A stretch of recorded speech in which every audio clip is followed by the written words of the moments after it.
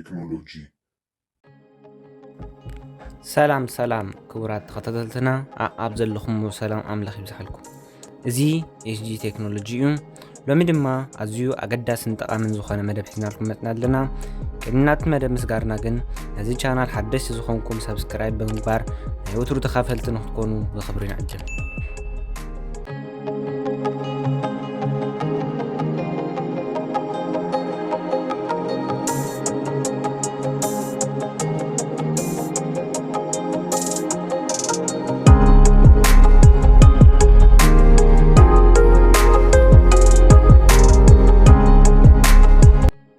ናይሎም መደብና ካብ ፌስቡክ ከመይ ጌርና ሳሊ ከም ንቕበል ይኸውን።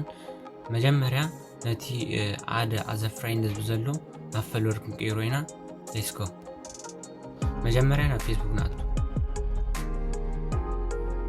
ናብ ፌስቡክ ንኣተና ኣብዚኣ ሰለስተ ሕንጠጣት ኣለዋ። ንዕን ክንጥውቐን ኢና። ሽዑ ድማ ንስክሮል ዳውን ክንገብሮ ኢና። ሽዑ ድማ ኣብ ታሕቲ ለህና ሲቲንግ ኤንድ ፕራይቬሲ ዝብል ኣሎ። ሲቲንግ ናቱ ኢና ሕጂ ትሕት ምስልና ኣውዲየንስ ኤንድ ቪዚቢሊቲ ዝብል ኣሎ።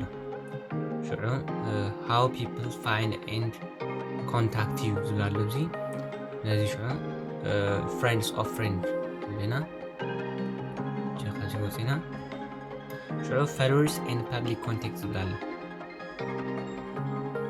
ሽዑ ነዚ ፐብሊክ ንብልና ፐብሊክ ተባሂልና ብዙ ዩም ፐብሊክ ኤቭሪዋን ፐብሊክ ሽዑ ካብዚ ክንወፅና ማለት እዩ። ካብዚ ንወፅኣን ሕጂ እታ ኣካውንትና ናብ ኣዘፈለወ ኮይናልና ማለት እዩ። ሽዑ ናብ ኣካውንትና ክምለስ ኢና ሕጂ ቪው ኣዝ ዝብል ኣሎ። እዚ ሕጂ እዚ እንታይ መፂና ኣሎ ማለት እዩ። ናብ ፈሎ ተቐይሩሎ ማለት እዩ። ፈሎ ምስ ገበርና ነዚ ሓደ ሰብ ልዕሊ 10,000 ፎሎወር ምስ መፃና እንታይ ክኸውን እዩ ፌስቡክ ባዕሉ ክኸፍለና እዩ ማለት እዩ።